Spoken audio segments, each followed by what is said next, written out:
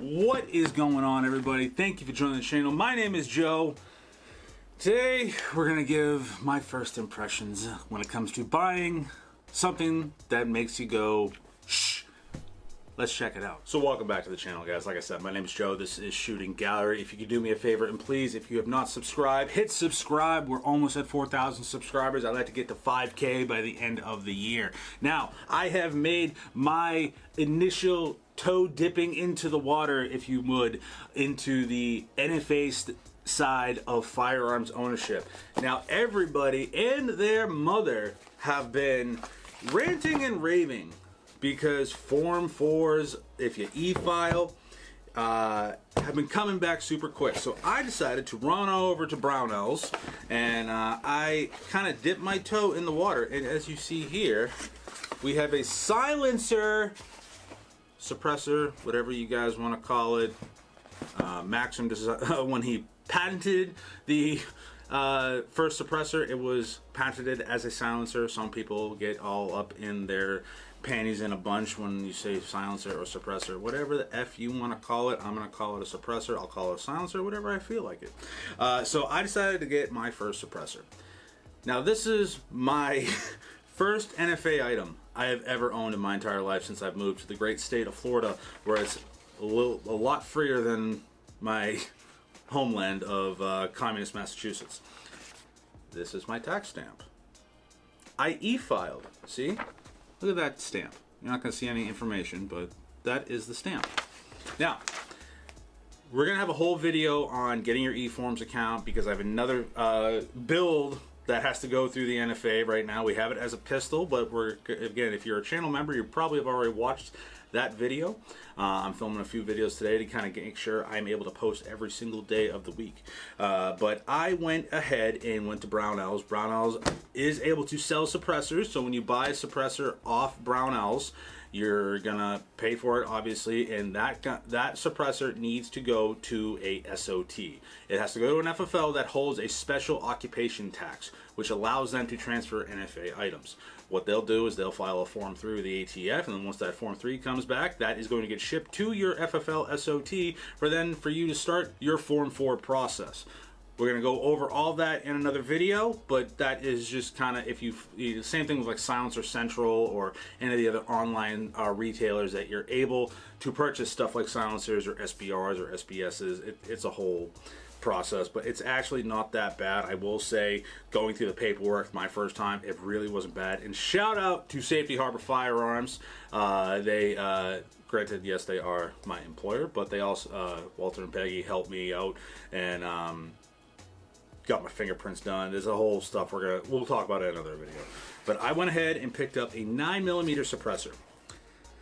I have a few quandaries about this. Now, I went ahead and picked up the Silencer Co. Omega 9, Silencer Co. Osprey 9 2.0. This is more of a hexagonal, rectangle type whisper stick, as my man Pat RMG says. Made for 9mm, so I could shoot, I can shoot 9mm, I can shoot 380 ACP, I can shoot 38 357, and I can even shoot 300 blackout subsonic through this can because that's what it's rated for. Now, in the box, you're going to get the suppressor, you're going to get a bag, you're going to get the takedown wrench, and you're going to get a manual.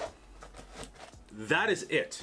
So, what this video is pretty much about is make sure you understand what you're getting, because when you look at this at face value, you think, oh, I can just go click, click. We're not going to install a suppressor here on video because YouTube says we're not allowed to show you how to install suppressors. But this is essentially a tube. Silencer Co. does not, and I learned this because I had a lovely exchange with somebody over at Silencer Co. on their customer service chat. This only comes with the suppressor, the piston ring, the wrench, and the back plate. Does not come with your piston, booster, Nelson device, whatever you want to call it. That is meant for, say, pistols. And it doesn't come, and if you want to shoot this on a fixed barrel, you'd have to get a fixed barreled spacer that replaces the piston ring.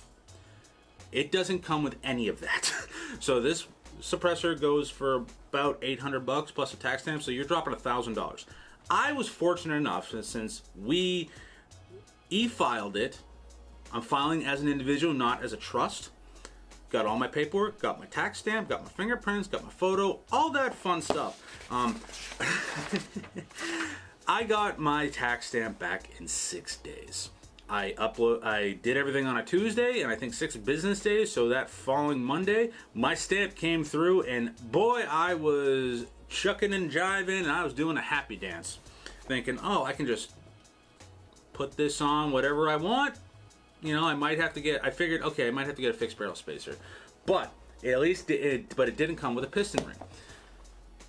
Without getting too into the weeds, the industry standard for a 9mm threaded barrel is 1/2 by 28 right hand thread. That is essentially the industry standard. Now there are some guns that take 13 by 1 left hand. That's if you're going with a SIG rifle. Some European guns will have a 13 by 1 left hand thread, but the industry standard is 1/2 by 28. I will say I'm a little bit disappointed that they didn't at least include a 1/2 by 28 piston for the Osprey 2.0. I don't know if that's just the suppressor industry where you have to buy, it's like you buy the suppressor and then once you get it back you have to then buy their branded pistons, their branded spacers, and all that good stuff. We're going to do an in-depth review on the Osprey, but I just wanted to make this video today for, okay, you guys are just getting into NFA stuff. You want to buy your first suppressor. I went ahead and bought one from Silencer Co. Again, Brownells does sell Silencer Co. They sell Dead Air. They sell Surefire. They sell a bunch of different, I think they sell Griffin Armament too. So find the suppressor that works for you. And I decided to go with a 9mm because I don't have a lot of threaded barrels for my 22s, and I figured I shoot 9mm more than anything else. Might as well just get a 9mm suppressor. Just do your homework. I did a lot of research, and which drew me on the Osprey 2.0.